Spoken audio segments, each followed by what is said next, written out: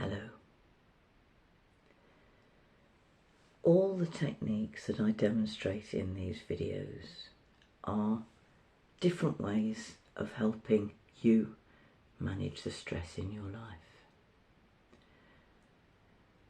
And effectively, all stress is the same, whether it's caused by a sudden crisis, whether it's caused by ongoing family health or financial issues.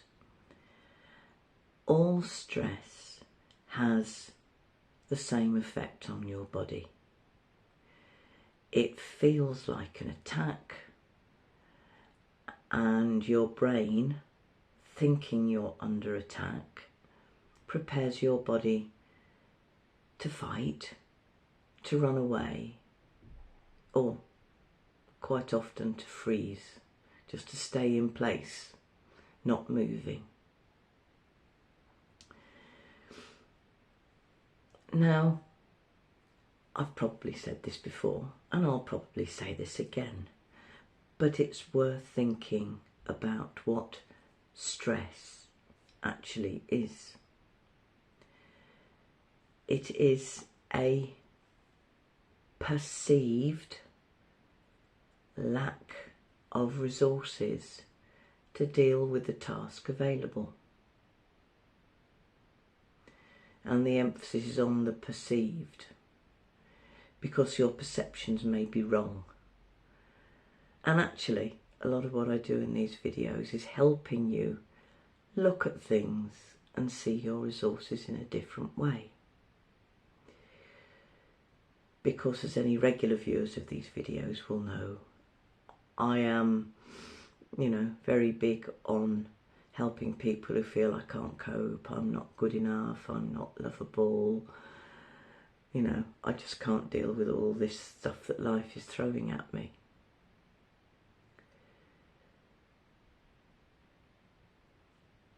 And very often, the resources that you feel are lacking are the ones within you. And the analogy I most often use is, think about two secretaries. They've both got identical piles of work in their in trays. The one secretary looks at it and takes a deep breath and says, okay, let's just plough on with it, just one piece of work at a time. And the other one looks at her in pile and kind of crumbles, thinking, I can't cope with this. Now, the first secretary's approach of dealing things with one piece of work at a time is, in effect, what mindfulness helps you do. Because mindfulness is very much about being aware of what's going on in this moment, while at the same time recognising that nothing ever stays the same. And it kind of helps you break up your problems into bite-sized chunks, because if you've only got to cope in this moment, well, you can do that, can't you? By helping you focus on what's right in front of you, mindfulness increases your perception of resources, because you're not trying to think ahead a day, a week, a month, and trying to solve tomorrow's problems before they're here.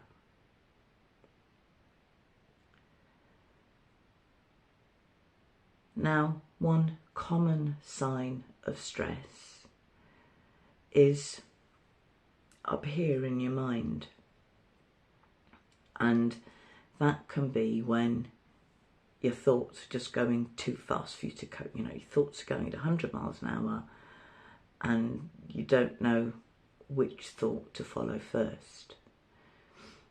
And again, that's where mindfulness, whether you practice a traditional 20-minute mindfulness meditation, or whether you go for the mindful movement route, which is effectively what Tai Chi Qigong is. Hold your attention on, okay. It helps you recognise which thoughts you just need to let go of for the moment and which are your priorities. A lot of you will know that I suffer from long COVID. Touch wood, I'm not as badly affected as others, but I do suffer from brain fog and I do suffer from fatigue, and it means I've learnt the value of the 3 Ps: plan, pace and prioritise. And when you're in one of those states where your mind's all over the place, those 3 Ps are actually very useful, particularly the last one, prioritise. What is the most important thing? You know, what problem needs solving now because it's going to have an immediate effect. And one of the top priorities always needs to be you. You and your health and your well-being. Because trust me, no one ever solves problems well when they are ill. Sometimes life can feel like a battle. And Qigong and Tai Chi were training and health techniques taught to warriors back in the ancient days in China. Because the one thing you want your soldiers to be is fit. You don't want them falling over on the battlefield. So your priority always has to be you. But that isn't always easy. And when you've got so many competing priorities that you can't really see the wood for the trees, that's very often when you'll be thinking of, oh, I just want a break from this. I just really want to be calm. Because at heart we all know when we're calm, we're more in control. When we're calm, we can think proactively rather than just react to what's happening. And very often when you're in a stressful situation, the last thing you want to do is react. Because you'll probably be reacting with a rather primitive part of your brain, and that isn't going to help anyone. I haven't used this one for some time, so let's go through it. This fist represents your brain. This bit is the brain stem and the very primitive reptile brain. The thumb is the bits that respond automatically. And the fingers are the grey matter, the bit where you do all the thinking and reacting. And the nails are the bit that makes you human. They're the bit that make you, they're the prefrontal cortex, the bit that's kind of exclusive to humans, which means we can think, which means we can plan, which means we can worry, which means we can get in a panic. Although panic is a very primitive reaction. Now, when there's a lot going on, too much for you to think about, you will sometimes hear the phrase, I flipped my lid. And that's actually a very good expression for what happens in your brain. The thinking bit just goes off, does its own thing. It's not doing anything. And the bit that's in charge is the primitive and automatic bit that doesn't always think, that can't plan, that can't prioritise, that will just react on instinct. And while that's very good sometimes, reacting on instinct isn't always the best thing to do to calm a situation down. And what mindfulness practice does is it reconnects that thinking bit of you. The bit that means you can plan and prioritise. And what mindfulness does is restore an element of calmness. Because when you're only dealing with what's in this moment, you know, it's this moment. It'll, you know, it's a bite-sized chunk that you're thinking, right, okay, let's do this. I'll do this and then I'll move on to the next problem. But you need calmness to be able to think like that, to not get overwhelmed. And if you're in one of those times when you just feel like saying, stop the world, I want to get off, calmness is the very, very last thing you can find. And that's when you can start to feel really stressed. Now the thing is, it's always possible to choose to look for calmness. Now, yesterday, the session that I ran at the day centre got rather disrupted by various things, and we needed to move rooms. And I know a number of the citizens were a little bit upset, and one said to me later, I couldn't really focus. I said, well, that's okay. You were still in the room, you stayed in the room, that was the main thing. At times when everything feels all over the place, even if you're a practice meditator, you'll probably think, oh, I can't meditate, you know, I can't still my mind enough to meditate. And one of the things I say about mindfulness is it's very forgiving.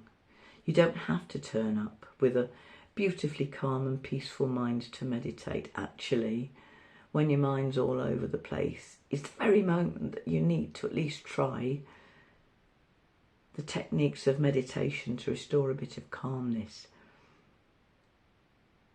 Because that's when you need it. When you're all over the place, that's actually when you need those techniques. And in meditation practice, what you do is you practice doing them, hopefully under reasonable circumstances. But even if things aren't ideal, as they weren't yesterday, I hope what the people who attended my session got from it was, well, okay, maybe this session wasn't as relaxing and calming as I hoped because of everything that went on before, but I stayed there. And do you know what? I do feel a little bit better.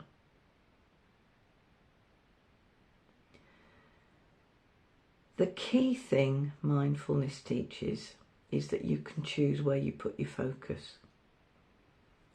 And obviously, if you choose to put your focus on the things that have gone wrong or the things that are coming up in the future that are really worrying, guess what? You're not going to feel calm. And what mindfulness techniques teach you to do is to put your focus in a place where you have a chance of finding calm. Now, very often, that's the breath. But today I want to do something a little bit different. And we're going to do a very short meditation. Now, if you're listening to this and you're thinking, oh, I want to join the meditation, but I can't do it now, that's absolutely fine. You can play back this video anytime. And if you don't want to go through all the gumph, I will do my usual namaste system. symbol, sign at the start of the meditation.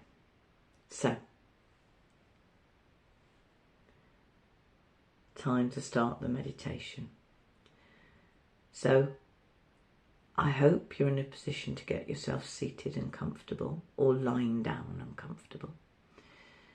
Maybe you need to keep walking. That's okay.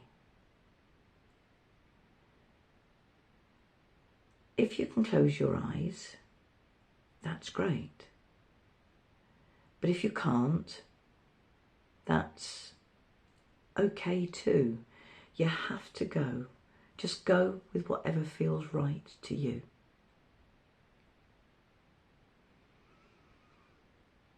And whatever you're doing, just take 2 or 3 gentle, easy breaths. Just to send that signal to your brain, right, ready or not, I'm going to try a little bit of meditation.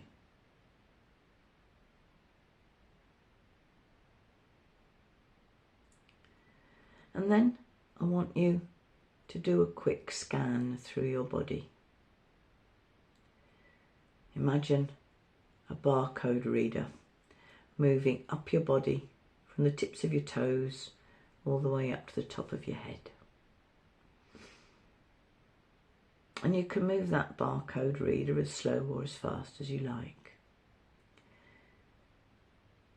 But as you scan your attention through your body, I just want you to notice any bits of you that feel really, really comfortable. Any bits of you that are feeling uncomfortable or maybe sending strong signals. And if you notice anything like that, just gently shift your position if that's what's needed to reduce those signals. Now, the bits that are comfortable, it's easy to pay attention to, until the bits that are uncomfortable send a signal.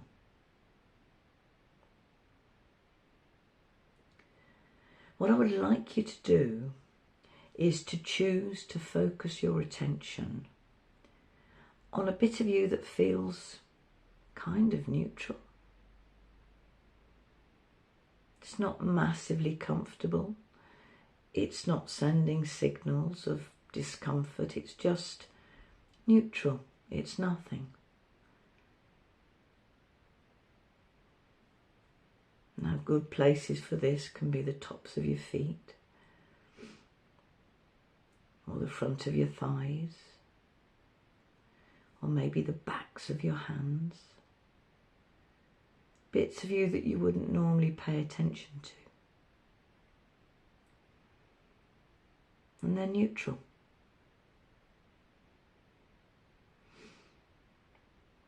And any time your mind gets pulled away by a different bit of your body, just bring your attention back to that neutral, that nothing bit of you.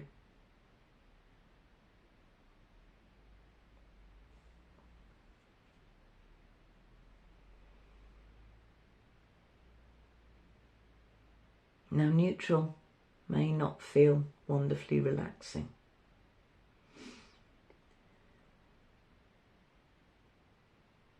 But it's free from the highs and the lows, and it helps you to practice a thing called equanimity, which means whatever happens, you're okay with it. You don't allow your thoughts to get caught up in anything that causes strong emotions. You're just keeping your thoughts and your feelings and your mind in neutral. Simple.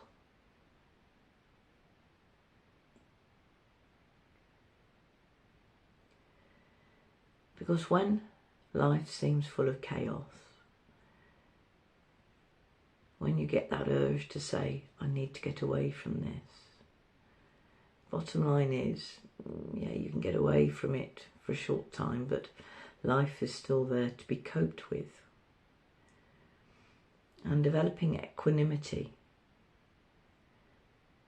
the ability to just be in neutral, is really useful. Because it means you deal with everything in the same way. It's just something that needs to be coped with. It's not good, it's not bad, it's just a thing.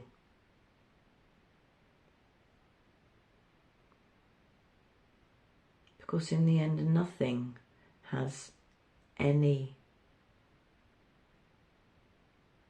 meaning apart from what we choose to give it with our thoughts. And if your thoughts are neutral, everything's going to be neutral.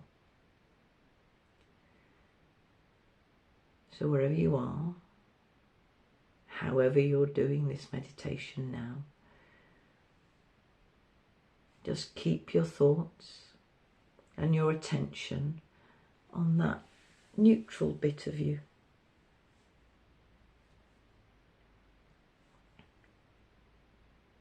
And every time your mind gets pulled away, celebrate the fact that you've noticed your mind has got pulled away, and then just take your attention back to that neutral bit of you. Emotionless, calm,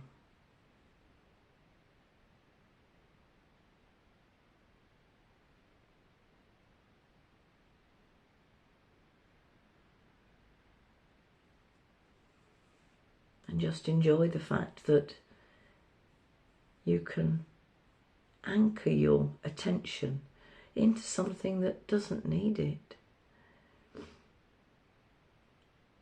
Which means you can give your attention to something that really does, and that's you.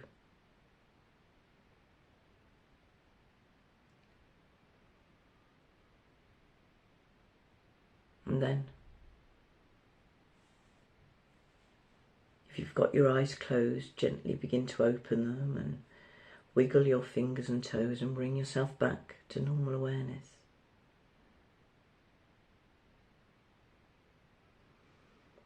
When you say the word calm, most people will imagine that beautiful, still, clear lake that I often use in my meditations, or a tropical beach, or a spa retreat, and gentle music where you can really, really relax, and it's just, you can just let go.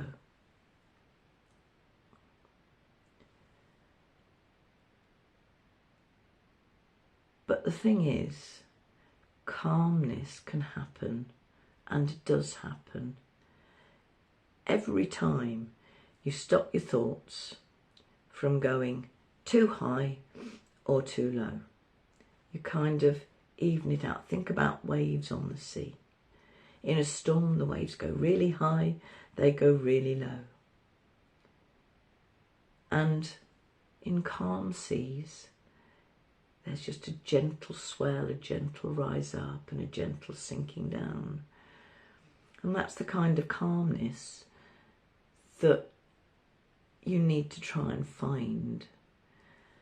And that's the kind of calmness you can find when you find equanimity, which is the ability to meet things without investing them with an awful lot of emotion. They're just things that happen, they're events. They're places, they're words that someone said to you. Of themselves, they have no meaning unless you choose to give it to them. And you can choose to exercise your equanimity and not invest things with extremely strong emotions. Now, this doesn't mean that you never feel joy. Of course you will. But you know that that isn't going to last. It also means, it doesn't mean you'll never feel despair and worry. Yes, those things will still come in, but you will instinctively know it won't last. And that makes it easier to really be aware when things are good, to really enjoy it, to really be in the moment. It also means that you recognise that when things aren't good, they will also change. Because you've only got to deal with it in this moment. And the thing is, you never leave your body behind. At least I hope you don't. Your body's always there. And whether you love or hate your body, and I hope you don't hate it, there's always going to be a bit of you that doesn't particularly evoke strong emotions. So you can always choose to put your attention there now that you've found it.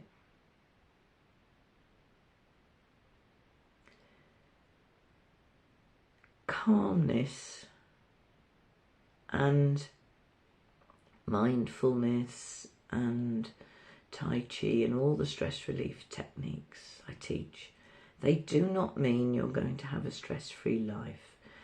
I wish I could guarantee that. Trust me, I wish I could guarantee that for myself. They don't. Life is always going to happen. But what practicing these techniques at ideal times means is that you've got a tool of techniques that you get used to using. So when you really need them, when life decides to happen with a capital H and a capital L, it means you've got techniques that you can use to keep the waves nice and gentle rather than getting caught up in really choppy seas. Hope you found this helpful. I'll be back next week. As ever, if anything I've said has made you think, oh, I'd like to know a little bit more, do feel free to contact me. Either comment below or DM me, wherever you normally contact me, on whatever social media platform. I'm on Threads, I'm on Instagram, I'm on Facebook. I'm still on X, but I'm not on there very much.